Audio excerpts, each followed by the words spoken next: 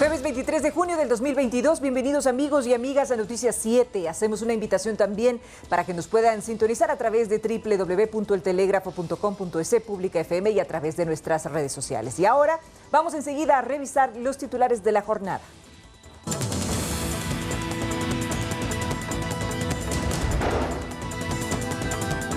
La marcha encabezada por mujeres indígenas terminó en enfrentamientos con miembros del orden en los exteriores de la Asamblea Nacional.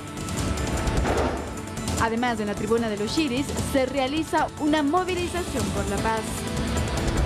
Este 11º día de movilizaciones del Ministerio de Educación instaló un punto de paz para mujeres embarazadas, niños y sus madres. Hay expectativas ante apertura de frontera entre Colombia y Venezuela. Y el sueño empezó. Los tricolores debutarán este viernes en los Juegos Bolivarianos.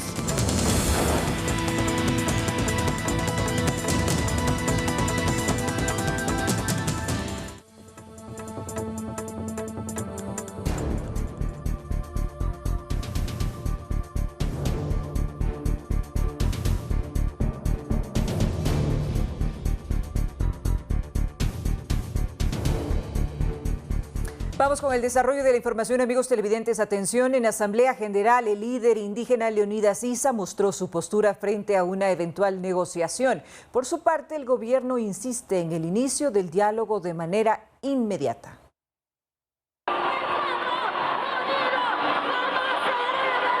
Una vez instalados en el ágora de la Casa de la Cultura, cientos de manifestantes indígenas escucharon a sus líderes. Entre ellos, el presidente de la Confederación de Nacionalidades Indígenas y principal promotor del paro, Leonidas Issa. No vamos a perder el norte. Issa se mostró tajante con su postura frente a una eventual negociación. Aquí son los 10 puntos y puntos, compañeros. Iniciar de manera inmediata. Por su parte, el gobierno plantea el inicio de un diálogo inmediato, aunque no hay fecha ni hora todavía.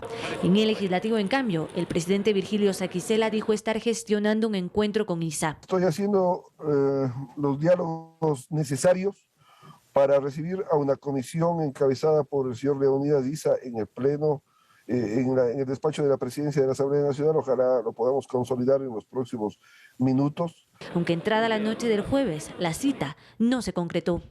Carolina Basante, Noticias 7. La marcha encabezada por mujeres indígenas terminó en enfrentamientos con miembros del orden en los exteriores de la Asamblea Nacional. A mediodía de este jueves, la fuerza pública permitió el ingreso de manifestantes a la Casa de la Cultura para frenar la violencia en las protestas. Sin embargo, los incidentes continuaron. Para que no haya violencia ni tampoco excusas, el día de hoy vamos a permitir que las organizaciones sociales lideradas por la CONAIE se convoquen y reúnan en el ágora de la Casa de la Cultura, de manera que puedan llevar a cabo su asamblea con orden y bajo su responsabilidad. Tras la apertura del gobierno para que las comunidades indígenas ingresen a la Casa de la Cultura, una marcha encabezada por mujeres y estudiantes partió desde la Universidad Central, recorrió la Avenida Patria hasta llegar a la Casa de la Cultura Benjamín Carrión, en donde aproximadamente a mediodía ingresaron de manera pacífica. Una cuadra más al sur, un fuerte contingente policial y militar se apostó en los alrededores de la Contraloría y Asamblea Nacional para custodiar el perímetro. En el ingreso de los manifestantes indígenas al ágora no se registraron incidentes. Miles de personas ya adentro festejaban haber ingresado, mientras que otro grupo se dirigió hacia la Asamblea Nacional. El objetivo, dijeron, ingresar al Palacio Legislativo. La barricada de manifestantes encabezada por mujeres estaban a 1 metro de distancia de los agentes del orden, quienes en varias ocasiones solicitaron a los manifestantes que la protesta sea pacífica. Ustedes tienen la potestad de hacer una manifestación pacífica. Nosotros como Policía Nacional vamos a respetar. Nosotros hemos dado la palabra de que no vamos a hacer uso progresivo de la fuerza. Vamos a estar aquí tranquilos. Los cientos de manifestantes indígenas a empujones pedían entrar a la Asamblea Nacional. A momentos se registraban incidentes. En esos trajines, los ánimos se caldearon y desde la marcha indígena salió la primera bomba de gas. Elementos del orden dispersaron a los manifestantes y por momentos hubo caos. A partir de ello, se registraron varios enfrentamientos durante toda la tarde de este miércoles. Incluso se reportaron ataques a la Contraloría General del Estado. Edison Saavedra, Noticias 7. La policía dispara desde la contra. La Conferencia Episcopal Ecuatoriana y otras organizaciones de la sociedad civil plantearon una tregua al gobierno y a la CONAIE para impulsar un diálogo en estos 11 días de manifestación. La mañana de este 23 de junio, la Conferencia Episcopal Ecuatoriana, a través de su presidente y arzobispo de Guayaquil, Monseñor Luis Cabrera, planteó al gobierno e indígenas una tregua basada en compromisos para concretar un diálogo. Y acompañada por veedores y garantes de alta credibilidad, tanto a nivel nacional como internacional, que las partes juzguen convenientes. Se propuso que se creen espacios de paz. Estas zonas proponemos que sean el Arbolito, las universidades que hoy son centros de acogida, la Casa de la Cultura, la Plaza Grande y la Asamblea. Una vez que las partes acepten la tregua, la Conferencia Episcopal solicitará que se abra paso a alimentos en todo el país y el acceso a servicios básicos, especialmente en hospitales. Andrea Orbe, Noticias 7. Nelson Proaño, jefe del Comando Conjunto de las Fuerzas Armadas, brindó una entrevista en Ecuador TV y se refirió a aspectos en el marco de las manifestaciones en Quito y en otros lugares del país. Uno de esos temas fue el apoyo del Comando Conjunto al gobierno, que según Proaño se mantiene vigente. Escuchemos.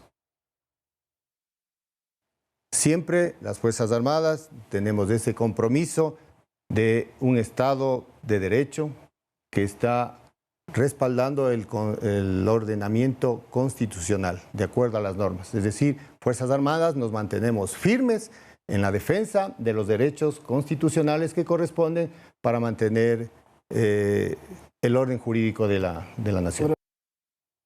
Este 11º día de movilizaciones, amigos, el Ministerio de Educación instaló un punto de paz para mujeres embarazadas, niños y sus madres. En este punto se dará asistencia médica, educativa y sobre todo de contención y descanso.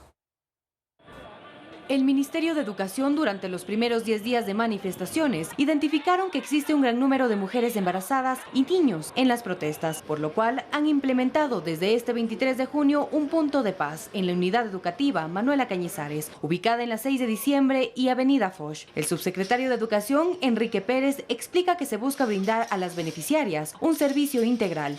Salud, va a haber educación, va a haber cuidado y va a haber descanso.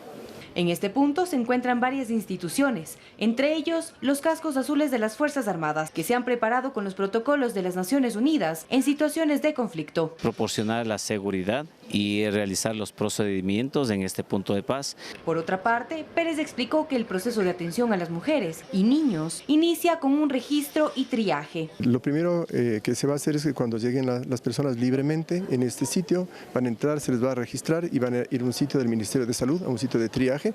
Y en ese sitio se va a ver cómo están sus condiciones, ¿no es cierto? Porque es importante tener eso. Josué Negrete, punto focal de la zona 9 del Ministerio de Salud, explica que el Ministerio ha dispuesto de 3 profesionales para brindar una atención integral. Todo lo que se pueda necesitar en un primer momento, en el caso de que se requiera estabilizar a un paciente, de la misma manera en el caso de que sea algo más complicado, se podría referir a los hospitales, que tenemos una coordinación directa para estos temas. Además, cuentan con el cuadro básico de medicamentos. Los insumos que presentamos al momento son unas 3 camillas que están habilitadas para la atención. También tenemos medicamentos de la primera necesidad que se puedan necesitar y las cosas básicas y necesarias para poder brindar esta atención integral. Las puertas abrieron a las 10 horas y los miembros del Ministerio de Inclusión Económica y Social y del Ministerio de Educación acudieron donde se desarrollan las marchas para informar a las mujeres embarazadas y madres con sus niños que este punto se encuentra disponible para su servicio. Manuela Bedón, Noticias 7. El desabastecimiento de medicamentos e insumos médicos es uno de los factores que sustentan la declaratoria de emergencia del Sistema de Salud Pública del Ecuador. La medida estará vigente por 60 días.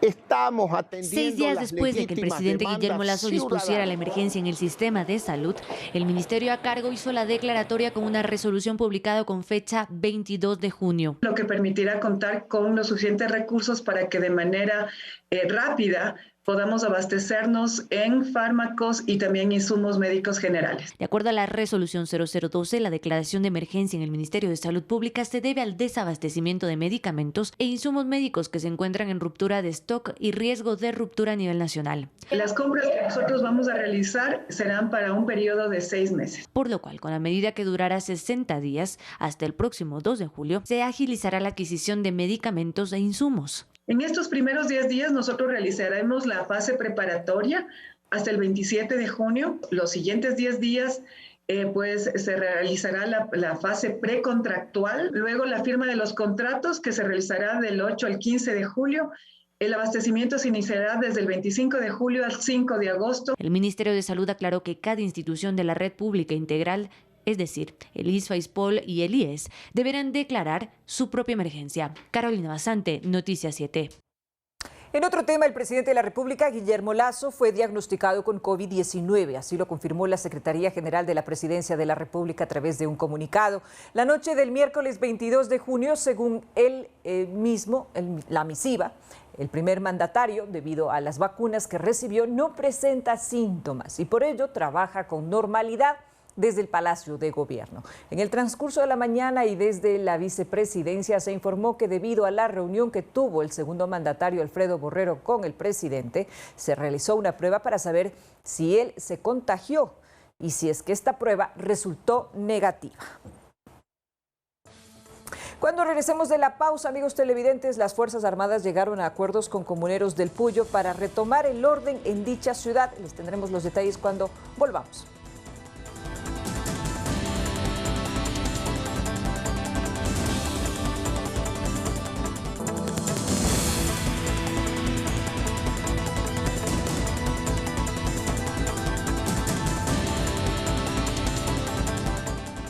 Síguenos en nuestras redes sociales, estamos en Facebook, Instagram y también en Twitter. Además, somos retransmitidos por Pública FM, Quito, Guayaquil y Cuenca 105.3, Manta 88.1, Loja 90.5, Pública FM. Atención, ahora les contamos que la Fiscalía formuló cargos por el presunto delito de terrorismo en contra de una persona identificada y relacionada al ataque del edificio de la institución. El atentado afectó a las instalaciones de la unidad de tránsito. De esta manera ingresaron los manifestantes la tarde del miércoles a las instalaciones de la Fiscalía. Parte del edificio fue vandalizado, como evidencian las fotografías difundidas por este organismo. 24 horas después del incidente se cuestiona el accionar de la fuerza pública, pues ya había una alerta del posible atentado. El jefe del Comando Conjunto de las Fuerzas Armadas, Nelson Proaño, responde. Estamos reforzando estos lugares estratégicos y precisamente fue advertido por la presencia militar sobre estos hechos que están siendo investigados, pero que se tomaron las medidas a tiempo. Además, reiteró que los documentos y la zona afectada corresponden a la Fiscalía de Tránsito. Toda la documentación fue por Fiscalía mismo evacuado con días anteriores, es decir, no existió ninguna pérdida de documentos importantes en ese sector. La Fiscalía, por su parte, anunció el inicio de una investigación de oficio por el presunto delito de terrorismo sancionado con penas de prisión de 10 a 13 años. Carolina Basante, Noticias 7. Las Fuerzas Armadas llegaron a acuerdos con comuneros del Puyo para retomar el orden en dicha ciudad. Parte de los acuerdos fue precisamente la liberación de policías retenidos. Desde las Fuerzas Armadas se asegura que la situación en el Puyo está controlada después de los hechos registrados el pasado martes, en donde decenas de comuneros protagonizaron actos vandálicos, tales como la destrucción total de la unidad de vigilancia comunitaria, así como la quema de varios patrulleros, incluso daños a la propiedad privada. En este momento hemos nombrado personal militar y se encuentran en mesas de negociaciones que hemos alcanzado ya acuerdos con dirigentes del sector. El día de ayer se reunieron entre el día de ayer. Sí, y en el momento ya hemos restablecido el orden público en esta ciudad. Militares trabajan en mesas de diálogo con dirigentes de la comunidad, conjuntamente con el prefecto de Pastaza y Cruz Roja. Parte de los resultados ha sido la liberación de policías retenidos. Inclusive el día de ayer ya fueron entregados 2 policías que se encontraban retenidos Entendemos que estamos en ese proceso de continuar entregando a Fuerzas Armadas. Esta situación fue ratificada por el alcalde del Puyo, que participó en las mesas de trabajo. Uno de ellos tuvo que ser trasladado hacia uno de los hospitales de acá de la ciudad y 2 de ellos también ya fueron puestos en libertad. El burgomaestre de la localidad incluso mencionó que los comercios ya reabrieron sus puertas. La ciudadanía y los empresarios, los comerciantes, los emprendedores tienen ya mucha mayor tranquilidad para aperturar cada uno de sus negocios luego de que lastimosamente el día de martes en la tarde y noche pues fueron saqueados. Parte del acuerdo es que militares y policías no intervengan en la zona donde los manifestantes están apostados, con el fin de evitar incidentes. Edison Saavedra, Noticias 7. La Corporación Eléctrica del Ecuador, CELEC, informó que más de 300 personas se tomaron la subestación Tizaleo en la provincia de Tungurahua. Según la información difundida anoche, alrededor de las 21 horas, un grupo de manifestantes exigió al personal de la planta la desconexión de las instalaciones que transportan la energía de la central Coca-Cola Sinclair. Además, reportaron que los operadores están retenidos por los protestantes. El ministro de Energía, Javier Vera Grunauer, explicó que Guayaquil no podría verse afectado en el caso de un corte eléctrico. Estamos garantizando el servicio energético para todo el país. Sin embargo, debo de indicar que hemos sufrido en los últimos días actos vandálicos. En la noche de ayer, en la subestación eléctrica Tizaleo, en la provincia de Tungurahua, entraron 300 personas indígenas y campesinos a la fuerza, a las instalaciones. Ahí teníamos guardias de seguridad y se tomaron esa subestación. Hicimos unas gestiones para que el sistema sea remoto y por lo tanto no vaya a ser afectado el sistema eléctrico en las ciudades. Esto está garantizada la ciudad de Guayaquil porque está conectado justamente con Chorrillos, la estación Chorrillos. Los negocios del centro histórico de Quito registran una actividad comercial nula debido a su ubicación estratégica en las protestas. Los dueños temen por su seguridad y evitan abrir las puertas. Desde el pasado martes, los alrededores de la Plaza de la Independencia se encuentran así. Tiendas, almacenes y centros comerciales han cerrado sus puertas ante un posible ataque de los manifestantes. La Policía Nacional y las Fuerzas Armadas han creado varios perímetros para proteger el Palacio de Gobierno. Siempre que hay manifestaciones, los afectados son los comerciantes del centro histórico que deben cerrar sus puertas. Este es un lugar muy turístico, sin embargo, los viajeros han cancelado sus visitas a la capital. Según datos del municipio, hasta el momento por el paro en el centro histórico se reporta una pérdida de $7 millones. El sector más afectado es el de alimentos y bebidas con $3.1 millones. Le sigue la industria de eventos con $1.7 millones y los tours operadores con $1.5 millones. Mientras tanto, les contamos, amigos televidentes, que el mercado de San Roque continúa atendiendo pese a las manifestaciones y están abastecidos en un 60%. En el centro de Quito, el mercado San Roque abre sus puertas con normalidad para atender a los clientes. No vamos a permitir que actos vandálicos permitan que nuestro libre ejercicio a brindar las actividades y el brindar a la ciudadanía un abastecimiento se vean mermadas por todas estas situaciones. Los comerciantes aseguran que pese a las manifestaciones, ellos no dejarán de atender. Tenemos el compromiso de servir al cliente, de servir a la ciudadanía con los productos. Nosotros somos de la tercera edad y tenemos que mantenernos solos, señorita. Además, indican que tienen producto. En San Roque estamos con un 60% de abastecimiento, pero ya ha bajado un porcentaje porque hasta la madrugada de hoy llegó producto, estamos surtidos. En San Roque hoy se han abastecido un montón de personas que van a las tiendas, que van a los supermercados y también a los mercados pequeños. En este lugar hoy se reunieron representantes de distintos mercados. Quieren solicitar un corredor humanitario. Hacer una petición al presidente y al alcalde de la ciudad para que los alimentos puedan llegar a los mercados para que no nos desabastece. Doña Mónica Tirado, presidenta del mercado Santa Clara, el cual se encuentra cerrado, asegura que más de 200 comerciantes se encuentran perjudicados. Venimos de una pérdida grandiosa, tuvimos un incendio en el mercado y actualmente nuestras pérdidas son cuantiosas. Les rogamos por favor también a los señores del paro, arreglen este asunto porque somos familias que también necesitamos comer, vivimos del diario de nuestro negocio. La gente de los mercados quiere trabajar, brindar servicio a sus consumidores y que Ecuador regrese a la paz. Y el paro nacional ecuatoriano ha sido titular de Noticias en el Mundo. A continuación, amigos, recogemos algunas portadas y reportes de la prensa internacional. El paro indígena en Ecuador ha sido noticia en prácticamente todos los continentes. Peli, momentos de alta tensión en Ecuador. Así lo reportaba la televisora pública argentina en su emisión estelar. Liberaron, pero va a ir. Los manifestantes campesinos han llegado. La red televisión española contó lo ocurrido en el país con el apoyo de su corresponsal Beatriz Beaño. Posible un acuerdo entre autoridades y manifestantes. El medio árabe Al Jazeera recogió una crónica de los primeros 10 días de manifestaciones y los hechos violentos en torno al paro. Mientras que el diario británico The Guardian, además de su cobertura escrita, publicó un video de lo ocurrido. La televisora JTBC Newsroom de Corea también hizo eco de la situación local, mientras que La Voz de América, The Washington Post y la BBC, así como otros medios internacionales, mantienen constantes actualizaciones de lo que ocurre en Ecuador. Continúan las masivas protestas en Ecuador. Ahorita, Carolina Sante, Noticias 7. Una nueva marcha en favor de la paz se realizó en la avenida de Los Chiris y nuestro compañero Lautaro Andrade se encuentra precisamente en el lugar. Muy buenas noches, Lautaro, estamos contigo. Coméntanos por favor acerca del ambiente, cuál es la consigna, cómo se manifiesta esta marcha y cuáles son los detalles. Adelante.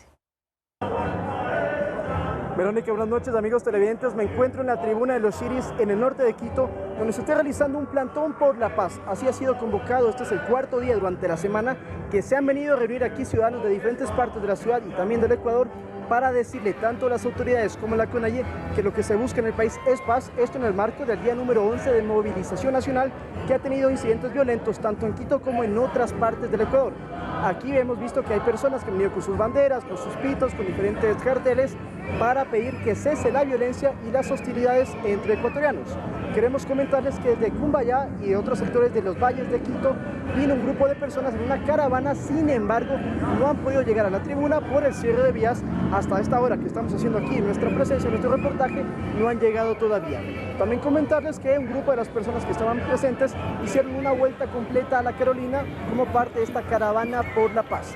La Policía Nacional está custodiando que no haya ningún incidente, que no haya ninguna eventualidad y hasta el momento así no ha pasado. Según han comentado las personas que están convocando estas manifestaciones pacíficas, esta protesta por la paz, han dicho que será indefinida hasta que lleguen a un consenso entre el gobierno y la CONAIE. Es lo que les comentamos aquí, Verónica, desde la tribuna de Los Chiris. Volvemos con más en estudios. Muchísimas gracias a nuestro compañero Lautaro Andrade por ese informe. Nosotros estaremos contactándonos más adelante si es que la información lo amerita para conocer qué es lo que está sucediendo en las calles y en este tema precisamente de una marcha por la paz que se está realizando en la ciudad de Quito en la avenida de Los Chiris. Así es que estemos pendientes. Y cuando regresemos de la pausa también les vamos a contar, amigos televidentes, que el Papa Francisco mantiene en su agenda su visita a Canadá del 24 al 30 de julio, pese a sus dolores en la rodilla derecha que le obligaron a aplazar un viaje a África. Los detalles de esta y otras noticias internacionales al regresar de la pausa.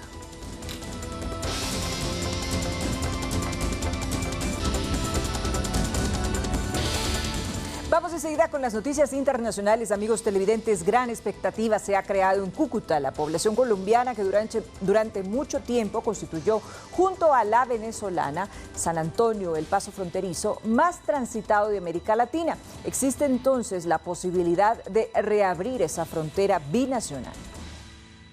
El presidente electo de Colombia, Gustavo Petro, dijo a la televisora Caracol que si bien la normalización de la relación con Venezuela no es de la noche a la mañana, el primer paso de ese proceso debe ser la reapertura de la frontera. El anuncio creó gran expectativa en Cúcuta, que durante años fue la frontera más activa de Latinoamérica. Cúcuta recibe con muchísimo entusiasmo y con un optimismo muy grande esta decisión del gobierno del presidente Petro, toda vez que no menos de 4 o 5 mil empleos han estado comprometidos durante todo este proceso de cierre.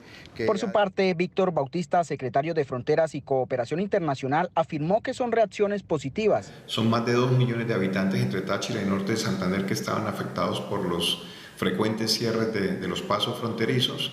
La Voz de América consultó a los cucuteños sobre qué representa para ellos el anuncio de una posible apertura de frontera y estos respondieron. Es bueno que abran, que despejen la cuestión del transporte por la frontera, sí, por el puente internacional. Todavía hay muchos problemas aquí en Colombia para resolver, ¿no? Como para abrir la frontera así tan rápido, ¿no?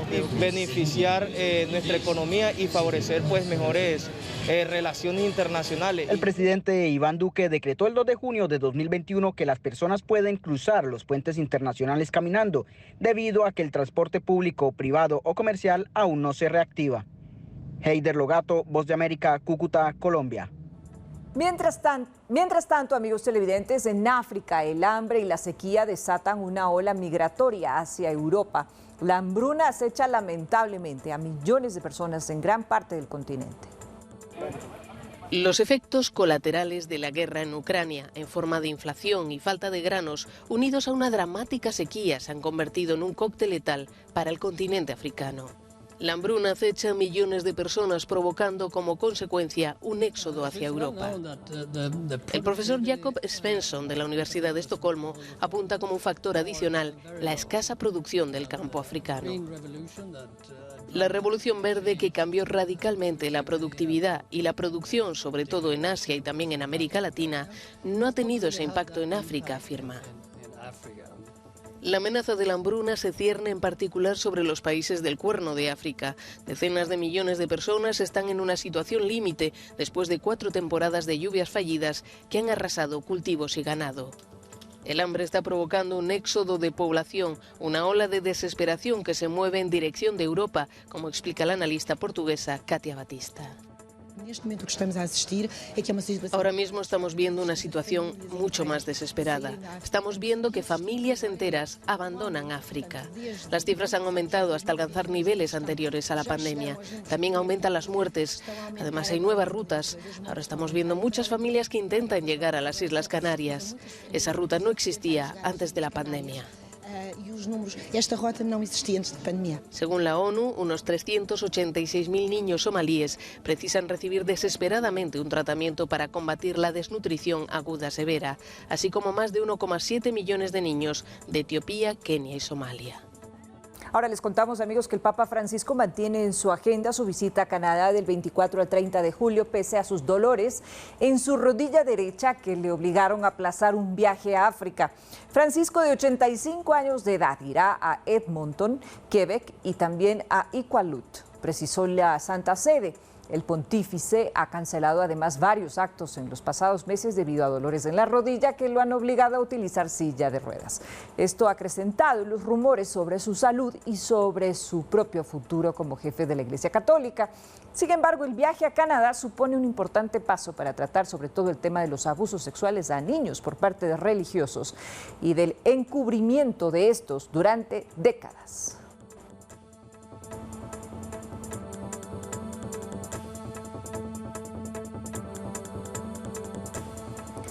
El presidente ruso Vladimir Putin quiere reforzar los vínculos entre los países del llamado Grupo BRICS, Brasil, Rusia, India, China y Sudáfrica, ante las sanciones occidentales contra la economía rusa debido al conflicto ucraniano.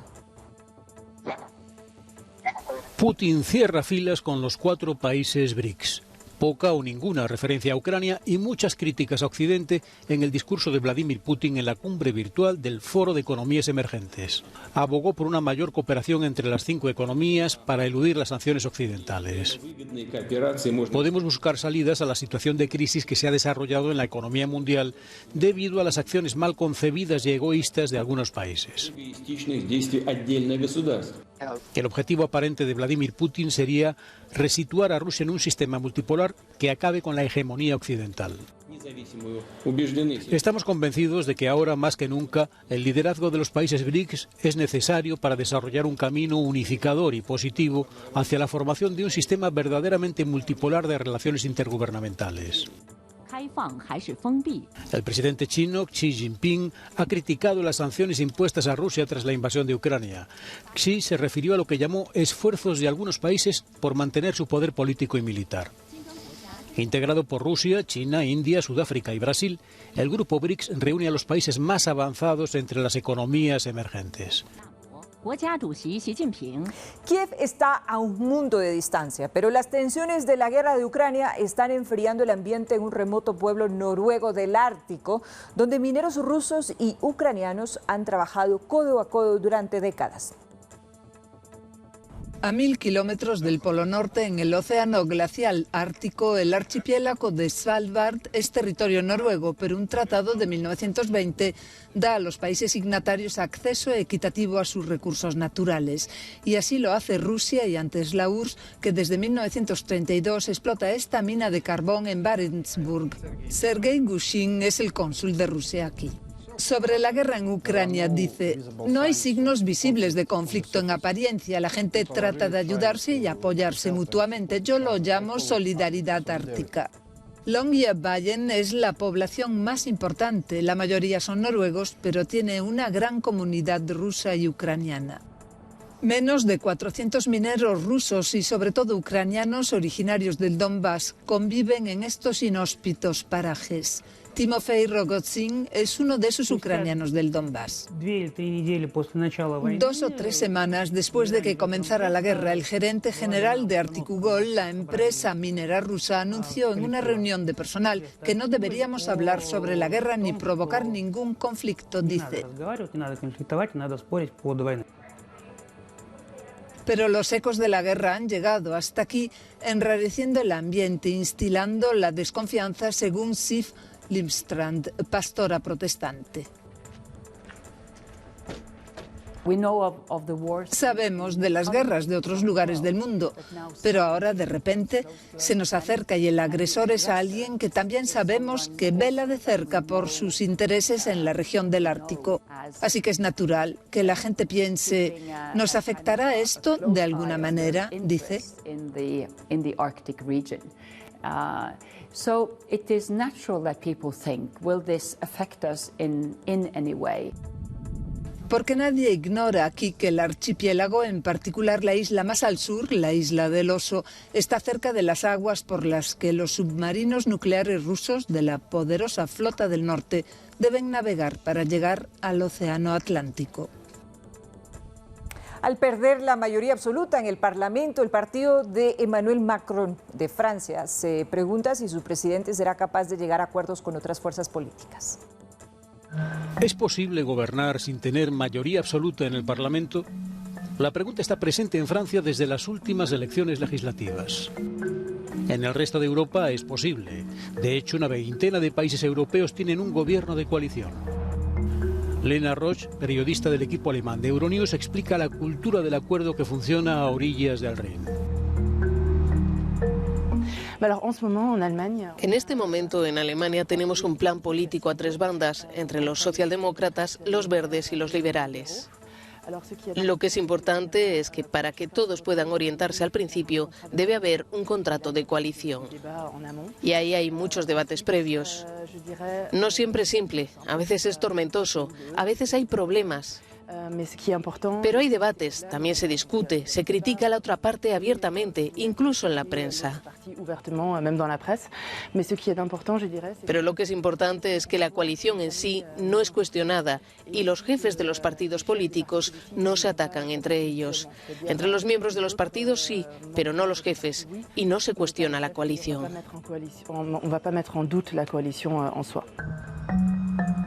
La coalición está en el ADN del sistema político alemán, lo que no es el caso de España. Pero Madrid ha tenido que formar una coalición recientemente por primera vez desde la Segunda República.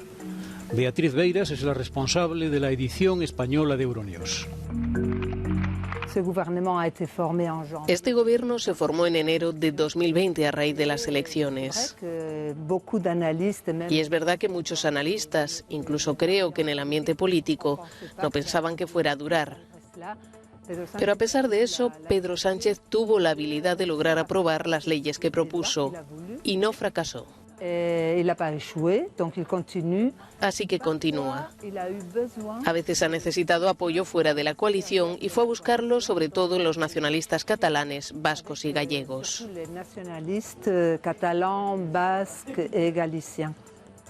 Pero a diferencia de Francia, España es un país muy descentralizado, con muchas competencias casi federales.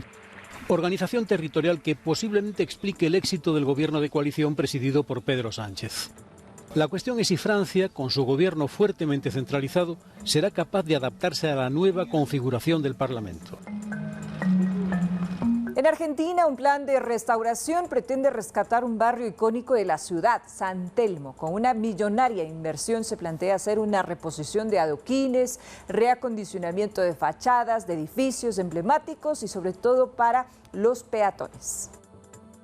Buenos Aires pretende rescatar el centro de la ciudad restaurando uno de sus barrios coloniales más icónicos, San Telmo, luego de que la pandemia dejara esta zona casi desolada. Con una millonaria inversión con el que se planea hacer una reposición de adoquines, reacondicionamiento de las fachadas de edificios emblemáticos y peatonalización de las vías, la ciudad busca atraer tanto a estudiantes como a profesionales y turistas al corazón de este barrio histórico. Evidentemente, la pandemia marcó un punto de inflexión y puso al desnudo un problema que ya venía ocurriendo, porque en este momento el centro, que sea súper especializado en áreas, digamos, de servicio o actividades terciarias, decimos nosotros, quedó sin ese sostén de un público que entraba todos los días a trabajar. Explica Silvia Farge, experta en patrimonio. A pocas cuadras de la tradicional Plaza de Mayo, donde se encuentra la Casa Rosada, el llamado microcentro solía ser un barrio con una gran cantidad de oficinas, por lo que tenía mucha más vida gracias a los trabajadores que ocupaban sus calles a diario. En promedio teníamos una ocupación de la zona de microcentro de alrededor del 60% por parte de las oficinas, en la habitualidad prepandemia. Y hoy esa ocupación representa el 20%. Entonces el impacto es muy significativo. Afirma el jefe del gabinete municipal. Sin clientela, también algunos comercios han tenido que cerrar definitivamente. Desde 2021 aumentaron los créditos para desarrollos inmobiliarios y se busca transformar oficinas en viviendas. La idea de hacer revivir un centro de usos mixtos con este plan de renovación va en coherencia con las influencias del estilo colonial y del neorrenacimiento italiano que dejaron las sucesivas olas de inmigrantes europeos en la capital argentina. A continuación, amigos televidentes, les invitamos a que revisemos más noticias del mundo en el siguiente resumen internacional. En Argentina, un voraz incendio en un edificio en el barrio de Recoleta de la ciudad de Buenos Aires dejó 5 muertos y 18 heridos. El hecho se registró en la madrugada de este jueves. Los fallecidos son 3 menores de edad y 2 mujeres. Además, los heridos fueron trasladados a varios hospitales. El incendio comenzó en el departamento del 7º piso y se propagó al 8º de un edificio de 14 pisos. Autoridades mexicanas localizaron los cuerpos de los 2 sacerdotes jesuitas y un guía de turistas que fueron asesinados por delincuentes dentro de un templo en un remoto poblado rural del norte del país. El incidente, condenado por el Papa, ocurrió el lunes después de que el guía buscara refugio en una iglesia de la pequeña comunidad Cerocahuí, en el fronterizo estado de Chihuahua, para protegerse de un ataque. Los mandatarios de los países de la Unión Europea debaten este jueves en Bruselas si conceden el estatuto de candidato para ingresar al bloque a Ucrania, un país parcialmente ocupado por las tropas rusas que tratan de terminar la conquista de la región oriental del Donbass. En el frente bélico, Rusia intensificó su ofensiva en la cuenca minera y especialmente en las ciudades gemelas de Severodonetsk y Lysychansk, en la región de Lugansk, mientras que el jefe de la diplomacia de la Unión Europea, Josep Borrell, afirmó que Rusia comete un verdadero crimen de guerra al bloquear la exportación de cereales y granos ucranianos. La tragedia azota Afganistán el mismo día en que se registró el terremoto más grave del 2005, dejando al menos 1.030 víctimas mortales y más de 1.500 heridos. El país se enfrenta también a las inundaciones que han afectado a diferentes provincias y que han causado la muerte de al menos 400 personas. Los talibanes han hecho un llamamiento desesperado de ayuda a la comunidad internacional. El régimen cubano impuso penas de hasta 18 años de cárcel a 56 de los 74 acusados por el hecho de haber participado en las protestas del 11 de julio del año pasado. Los manifestantes fueron procesados por los delitos de sedición, desórdenes públicos, atentado y desacato. Además, la Fiscalía de Cuba aseguró que se han procesado 790 personas, de las cuales 55 tienen entre 16 y 17 años respectivamente. Bien, amigos televidentes, es momento de hacer una actualización acerca de los cierres en las vías debido a las manifestaciones. En este caso tenemos precisamente este comunicado de la Agencia Metropolitana de Quito. Al momento se registra un cierre vial en la autopista General Rumiñahui en el sector Alma-Lojana, en ambos sentidos de circulación. Por favor, tomar vías alternas, la avenida Juan Bautista Aguirre, tome previsiones, conduzca con precaución. Eso es lo importante, y también estar informados por los medios oficiales. Hacemos un llamado entonces para que nuestros amigos tomen en consideración esta noticia. Y ahora, cuando regresemos de la pausa, vamos enseguida con nuestro segmento fanático de deportes y les contaremos los detalles acerca de la selección ecuatoriana que ascendió del puesto 46 al 44 después de los 3 amistosos premundialistas disputados este junio. Por su parte, Brasil sigue primera y Argentina sube al tercer puesto. Ya regresamos.